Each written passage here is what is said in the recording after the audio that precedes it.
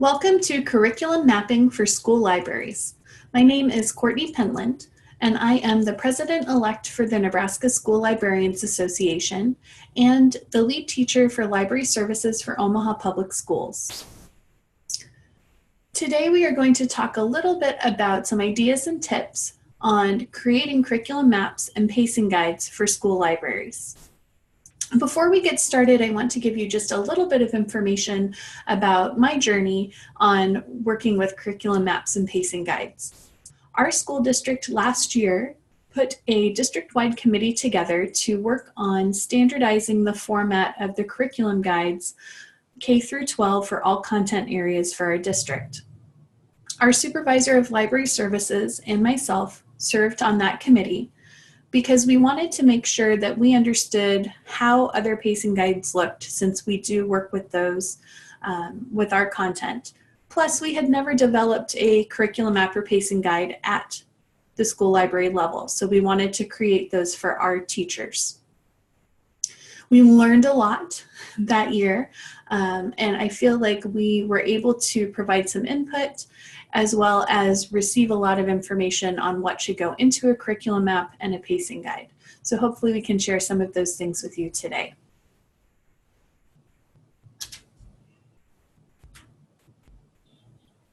So what is a curriculum map? And how is it different from lesson planning? So a curriculum map is really a bird's eye view of the school year or a semester or a quarter.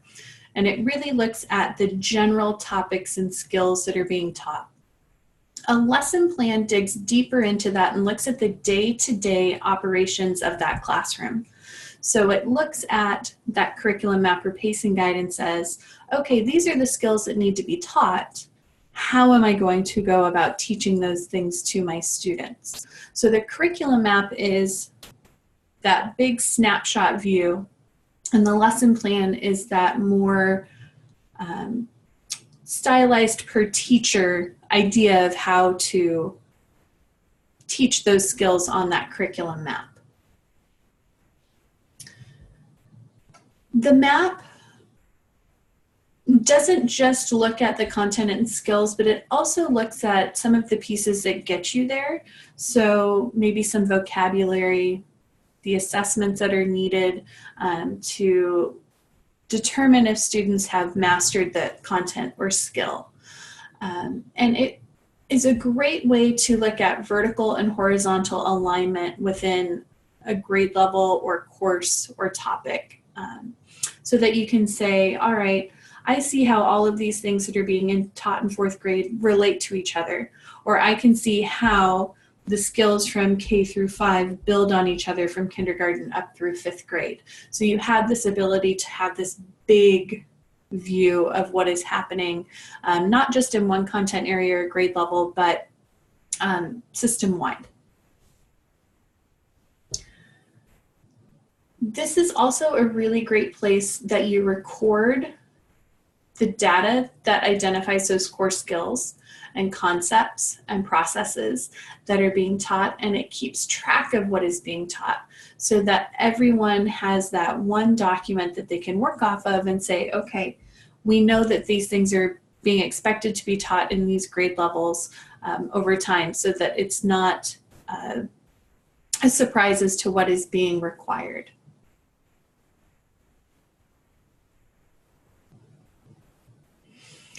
So there's several different reasons to create a curriculum map, and it may be one or more of these things that work for you. One is to provide an outline for the school year.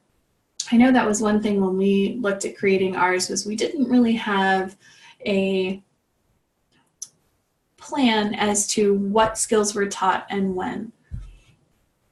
And if you have multiple school buildings in your district, that can be really helpful so that everyone can see and stay on the same basic timeline of when things are taught. You really look at validating that you're teaching standards and that you're using those standards to guide your curriculum. So the standards are an important part of the curriculum map as well. like we said before, identifying skills and concepts and common assessments can be very helpful because it gives you a thoughtful idea of what is being taught and when. Allows for support and consistency in a grade level and fosters teamwork is really, really important as well, so that you know maybe you have more than one elementary librarian in your district. You all are teaching the same concepts and skills and ideas to your students around the same time frame, so that way you have consistency for your students if they happen to change buildings, and it allows you to have more collegial conversations with the people either at your grade level or different grade levels in your district. So it builds some teamwork there. Plus, it gives you a way to talk with your content area teachers or classroom teachers about what it is you're teaching in a way that makes sense to them, because they may have a content curriculum guide or pacing guide, and they can see that you have one too and what you are teaching. And again, it promotes that articulation from grade to grade, so we see how those skills and concepts build over time. And it's a great advocacy tool for school librarians, because you can say, you know, see all of the things that I am teaching, look at the instruction that's being provided, see what your students are learning through your school library program. And that can be very beneficial when you are having conversations about what it is exactly that you do in your school library. So some things you need to know before you begin digging into a curriculum map or pacing guide is, first of all, finding out if your school or district already has curriculum maps or pacing guides for other grade levels or content areas. So knowing if those other things exist is really helpful, because it can give you some ideas on what has been an acceptable format in the future. And is there a standardized format for these documents? Prior to this school year, we did not have a standardized format.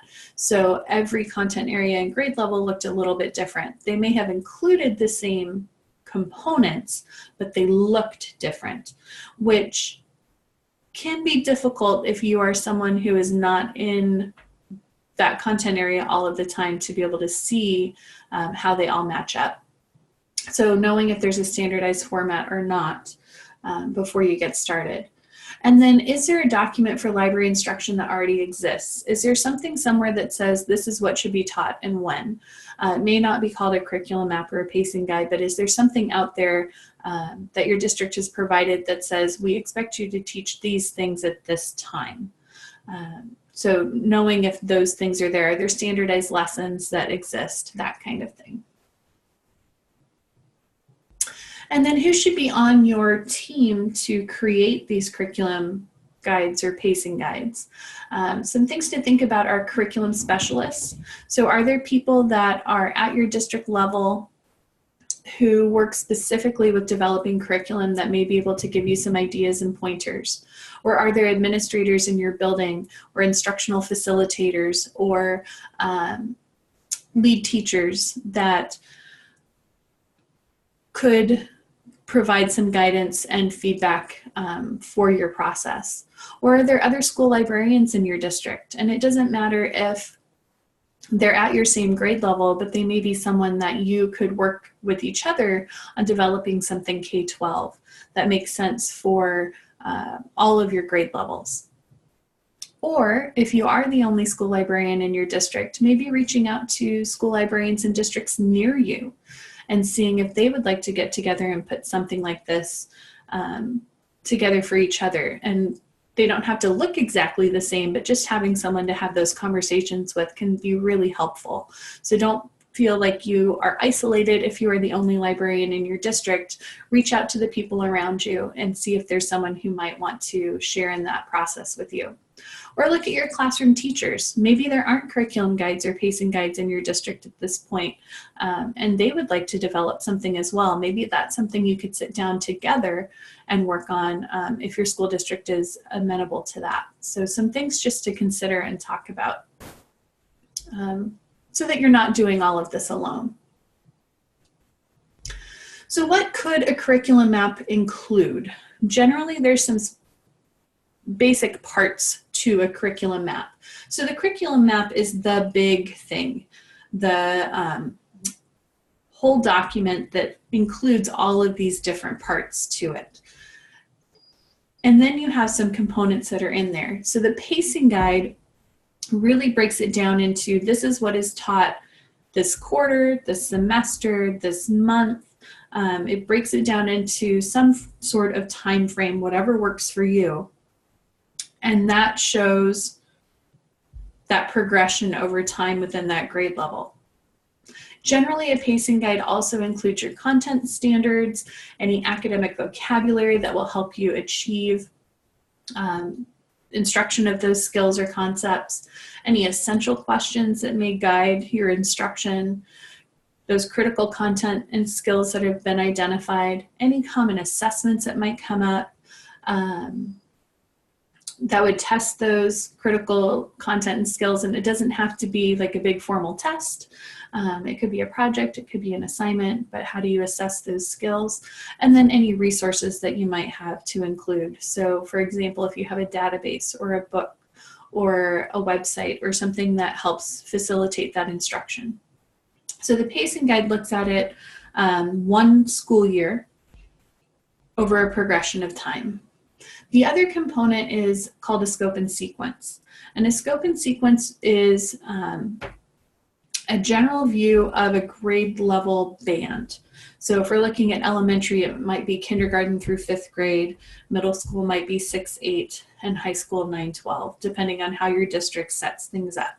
So if I'm looking at my scope and sequence for elementary school, I would be looking at the skills that are taught in kindergarten and how that skill builds into 1st grade, and then how it builds into 2nd to 3rd to 4th to 5th. And we'll look at an example here in just a moment. But those are just some general ideas of what can go into these documents. So what can a pacing guide look like? This is just an example of what we did for our elementary library skills. So we looked at them in time frame by quarter, and we picked very general skills. Now, how these skills are taught and when within the quarter they are taught is determined by the school librarian. So there is some standardization as to what skills should be taught each quarter, but there's also some autonomy on how that teacher goes about providing instruction for those content areas or skills. And we broke it down into a couple of different types of skills. We looked at general library skills. So those would be things like using a shelf marker, how to find and check out books, searching digital resources, what's the difference between fiction and nonfiction, how to use an index, those kinds of things. So it's some general skills that maybe they wouldn't learn somewhere else and are traditionally thought of as library skills. And then we also have an inquiry skills component. A few years ago, we developed a scaffold of inquiry skills, which is pretty much a scope and sequence of inquiry skills for our district K-12. And these are pulled directly from that. That's why there are some numbers that are at the beginning, because they correspond to that scope and sequence. So it lays out what are the things that should be taught at that time. And then we have our technology instruction, and we are working on a separate technology pacing guide that looks at general technology instruction. That it's one of our projects for this spring, and hopefully will be done by fall. But this looks more at what technology is used specifically in the school library. So not general technology skills, but like how to use the library catalog, how to use specific databases, how to use Overdrive, things like that. And then we are a Common Sense Media district. So we look at our digital citizenship instruction through that lens. And we do require that our school librarians teach 2 specific Common Sense Media lessons in grades 3, 4, and 5 to work with our compliance for SIPA, FERPA, COPA, all those fun things. And then we have some recommendations as to when those things would happen within those grade levels. And you'll see that here that they could teach it either this quarter or another quarter. The standards are listed separately in the document. For now, we have not included the new AASL standards yet. That is coming. So we'll have those put in there. And then the vocabulary shows up on a separate document as well. We have not built that into the pacing guide just yet. So we're working on making sure the vocabulary we have included is accurate before we build them into the pieces of the pacing guide. And then our common assessment, we just started doing inquiry projects, more common inquiry projects district-wide with our K-5 students. In second quarter, they do a social studies project, and there's different topics per grade level. But their classroom teacher is doing this somewhat in collaboration with their school librarians. So there's expectations there from our school librarians on what they're doing to teach that project. And that comes back into where those inquiry skills are, which relates into the database instruction, as well as how to cite a site. We talk a little bit about citing our sources at that point as well. So you'll see how it kind of all builds into each other, and that common assessment fits with the skills that are being taught.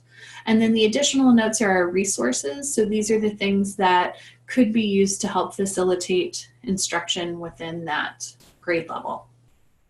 We don't have pacing guides set up for our secondary schools because they are on a flex schedule, and they just operate a little bit differently so that there's not a guaranteed time when things are being taught. So instead of a quarterly pacing guide, we have it more built into a scope and sequence type document. So what can a scope and sequence look like? We'll look at our elementary one first. So you'll see this is our library skills across the grade levels. So when I look at first quarter for each grade level, I can see the expectation of what is being taught. We do have sixth grade that's listed here because some of our buildings do still have sixth grade in them, but a lot of our buildings are K-5. So you'll see again like how those things are taught from grade level to grade level, and what should be taught each quarter. It's that bird's eye view. And then for our secondary, this is an example of a piece of our inquiry scope and sequence, or our scaffold of skills. So you'll see the indicator, and these are for, again, for our secondary grades, which is why it starts at grade 5, 6. You'll see like ask, creates, and refines questions for inquiry. And the bullet points in black are the ones that are currently being taught at that grade level. And the gray are things that are not requiring direct teaching possibly anymore, but things that the librarian should be looking for. And again, need to update those standards for both ISTE and for AASL for this document. Okay, so when you're creating your curriculum map, should you start with your standards or with your skills as you put these things together? And it really, really depends on what you feel comfortable with. So does it make sense to you to look at the skills and then match the standards to that? Or does it make sense to look at the opposite? So which is going to make sense most to you? And then thinking about what standards you want to include, the multiple literacy standards for ELA for the state of Nebraska fit really well with a lot of things that are taught in school libraries, as do chunks of the reading standards and a little bit of writing. But those things really come into play with a lot of things that are being taught. So tying it back to those Nebraska standards can be very helpful because that is familiar to your classroom teachers and to your building administration. You can definitely include the new AASL standards in there, as well as the ISTE standards when you are putting your documents together. How do you decide what skills to include? These are the things that maybe your district has an expectation of what it is that they want you to teach. So they want you to cover specific things in the library, and that may be where you go. You may not have that expectation where it's more your choice on what is being taught than an expectation of what someone wants you to teach. And that could be where you look at, well, what are those different areas like we had listed for ours? Like, what are the library skills that they need to know? What about inquiry skills or reading skills or technology or digital citizenship? You can break it down by type of skill to maybe give you a little bit better idea of what it is that you want to include for your pacing guides. And then thinking about backward design, which we'll talk about a little bit more here in a moment, but looking at where you want someone to be at the highest grade level that you're at, and then working your way back. When we did our inquiry scope and sequence, that's what we did. We thought about where we wanted them to be when they left high school. And we started with our secondary, working with our secondary librarians on this. So we said, okay, when they graduate, this is where we want them to be. And those are the skills that we listed for that 11, 12 grade band in our scope and sequence. So when we listed it, it was like, okay, this is the skill that they will have when they leave these grade levels. And then we worked our way back to 6th grade and then worked with our elementary librarians for the other grade levels. So looking at whatever that top grade level is in your area, maybe you're an elementary librarian and your top grade level is 5, or you're middle school and your top grade level is 8. Whatever that top grade level is, and then working backwards is one way that you can do that. All right, so again, kind of personal preference on if you want to do the pacing guide first or the scope and sequence first. There's not really a wrong way to do that. It's what is going to make sense for your environment. So when I look at doing scope and sequence first, I think about what skills I want to be taught at each grade level, and I lay out that general map. So these are the skills, here's the progression. And I really want to make sure that the articulation makes sense. So it makes sense as I'm building skills over time. So this skill that they learn in kindergarten, they get to this point in 5th grade with that same skill, or that it flows and makes sense to your audience. And then once you have that scope and sequence, you can start building your pacing guides based off of those skills. So if these are the skills that I want taught in 5th grade, this is where I want them to be when they leave 5th grade. Where do I have to start first quarter in 5th grade to get them there?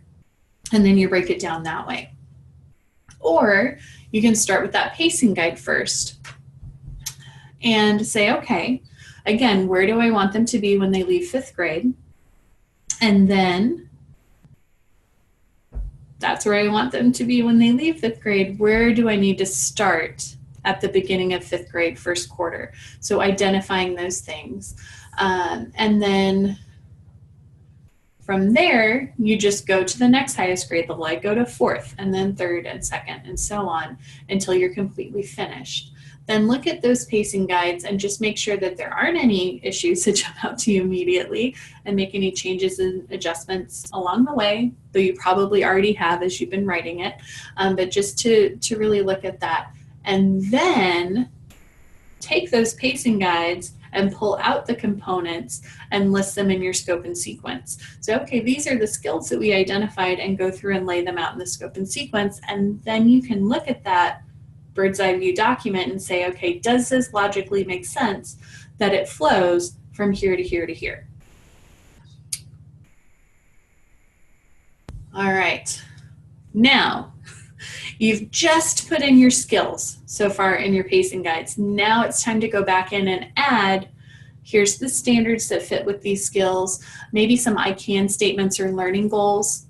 That's what we had. We had the skill and then we had the learning goals for the students. So that was something that the teacher could just automatically post up in their room if they wanted to use. Any academic vocabulary that goes along with whatever is being taught.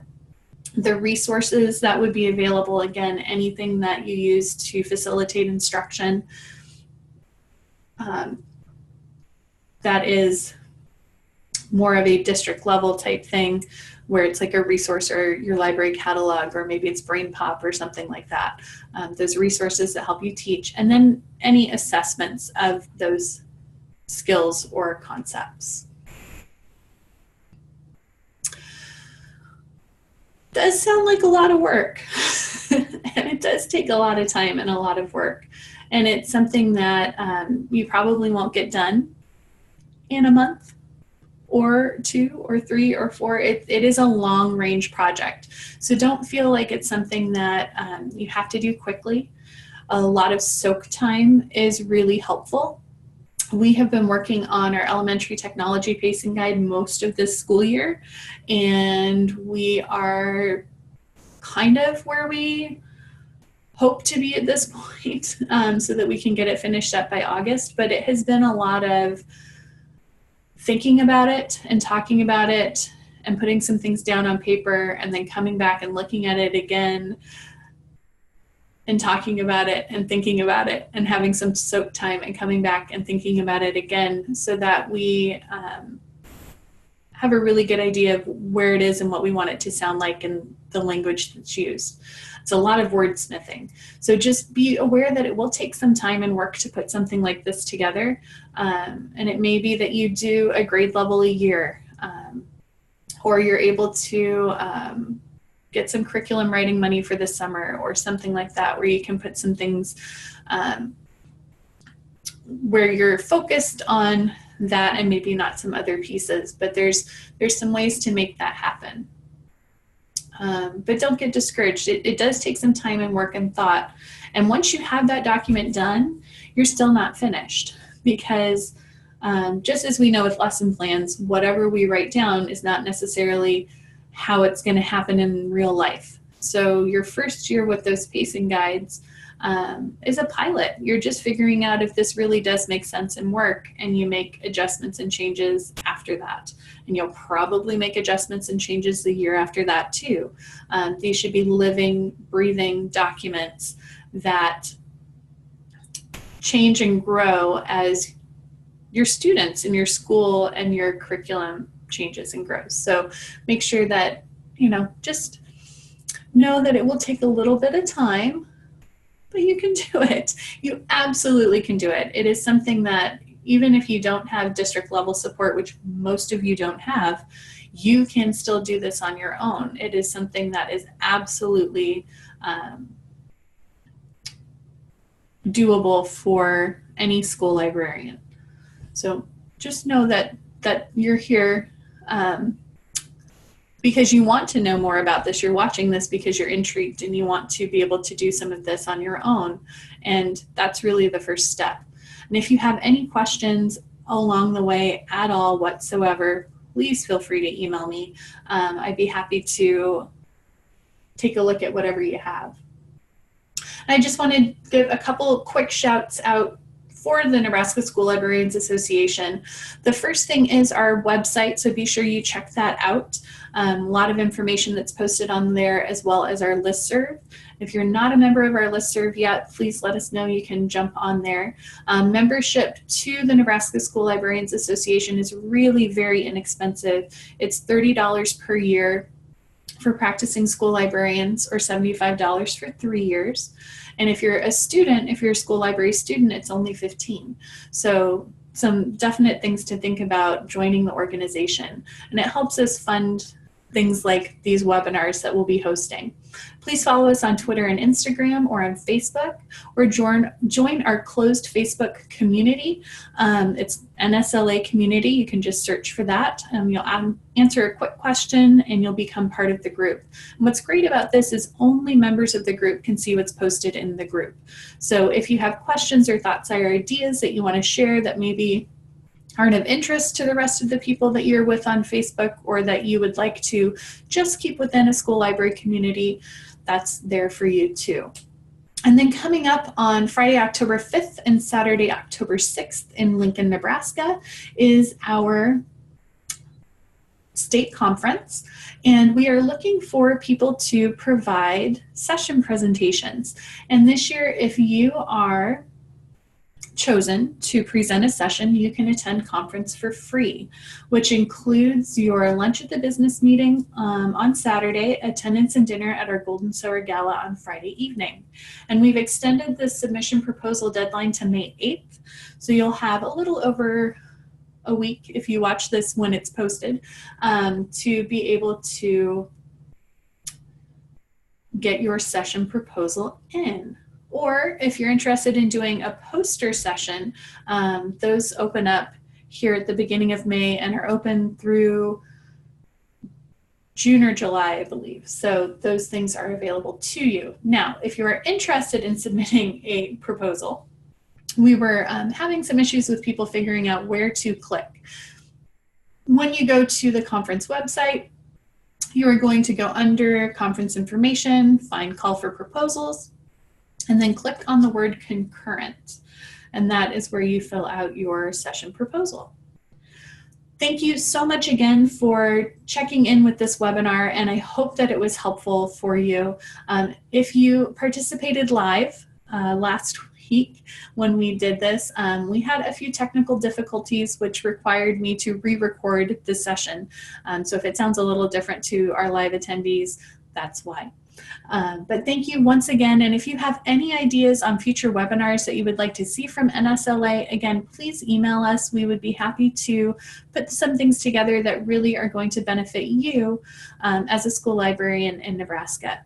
Thank you once again, and we hope that you have a wonderful end to your school year.